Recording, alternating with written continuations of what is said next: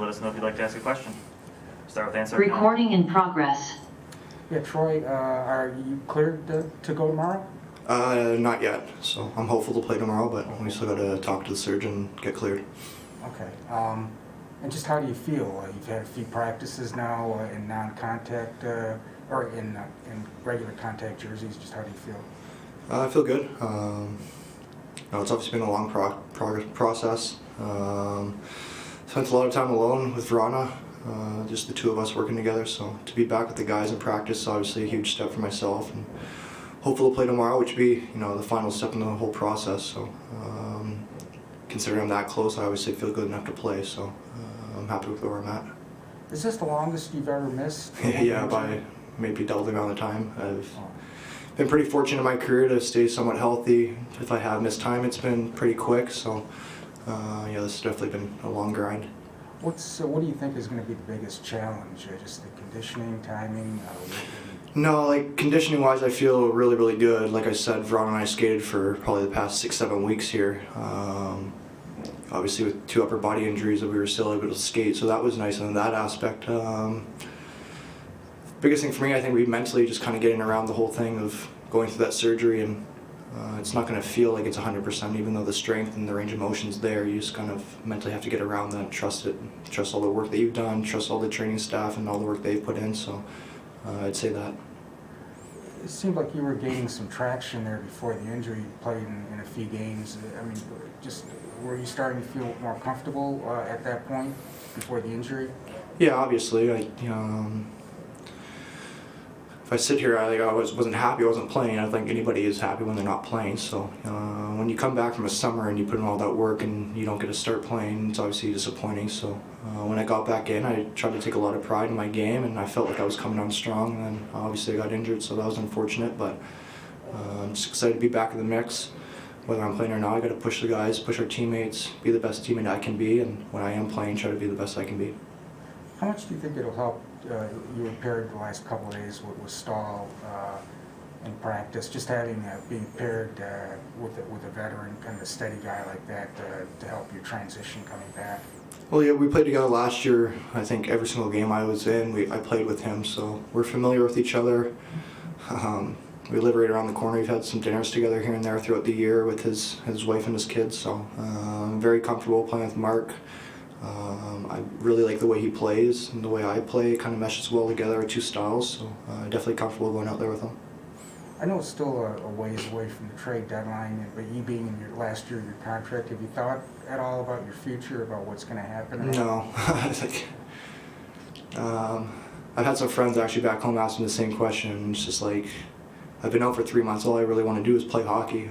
And my whole focus is trying to get healthy and get back in the lineup, and that's all I really care about. And my agent yesterday was asking me what we're going to do Sunday because he knows we travel. And he's like, "You're going to watch the Super Bowl?" And I told him, I was like, "I've watched enough sports for the next 3 years. I just want to play." So I'm ready to get back out there. Thanks, Troy. Ted Colvin. You kind of alluded to it right there, Troy, but just knowing your personality and your energy level on the ice, how difficult was it for you just to sit and watch all these games and just be in the locker room and watch the guys play? That can't be very easy, I would think. No, it's tough. Like, obviously you kind of in a way become a cheerleader, and you're obviously super happy for the guys when they have success, and you're equally as upset when you kind of fail or you lose a game. So it was great watching them, supporting them, but at the same time you kind of feel like you're a bit distanced from the team. You don't kind of feel like you're in the rhythm or with the guys necessarily all the time, even though you're crossing paths throughout the day. You're on different schedules. So getting back into practice right before the All-Star break with Verana, that was a huge thing for us mentally, just to be back with the group, and I'm excited to be back in the mix. What have you thought about the team's development these last few months? Obviously compared to last season, you guys have made big strides.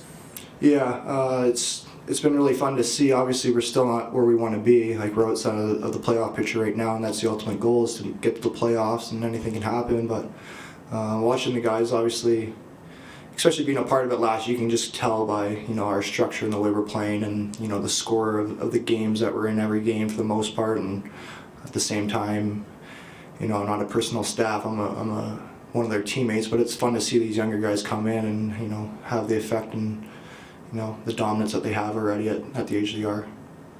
And speaking of one of those guys, I mean, obviously you played against Cider at Worlds. I mean, are you surprised, or are you not all that surprised the way he's played here this season, the way he's developed and all that? Well, at Worlds, like, you can definitely see like how good he was, and it helps with his size and the way he's able to move and skate. I think for the most part, bigger guys don't really have his mobility, so right there alone, you obviously see the potential that he has. But to see him throughout, the course of this year and the confidence that he has continued to build in his game and some of the things he's doing on the ice now, that's coming from confidence. So it's, I know everybody in the room is super happy for him. And at the same time, we all want to keep pushing him to get better, because ultimately, if he's better, it's going to make our team better. Sounds good. Thanks for this, Troy. Yep. Bob Duff? And Troy, this can be, obviously, when you're on a long-term injury, can be a lonely existence at times. How much did it help that you and Verana were kind of going through this together? He had kind of alluded to you guys kind of bonding through this experience. I imagine someone who could understand the same ups and downs that you were dealing with has to help when you're going through it. Yeah, it was huge. Like, we were on the same schedule there for a good 2 months. As of, I think, since the All-Star break, we came back from that break. That's when our schedules kind of separated from the two of us. So it was definitely nice. Obviously, we could vent to each other. We could, watch games together. If we had to complain about something, we could complain about it to each other. So it was nice having somebody there on your shoulder to lean on. At the same time, it helped with the whole rehab process. When you're on the ice just to yourself or with somebody else, it can get pretty lonely and pretty tiring pretty quick. So to have someone there to push you, and then myself pushing him, and seeing the progress that we both made, obviously we're really happy for each other. And he's looked really good in practice. I know he's in a blue jersey, but his breakaway speed's pretty noticeable, and he's someone that obviously we want back in the lineup. Thank you. Thanks, everyone. Be back shortly with Coach Blatchel.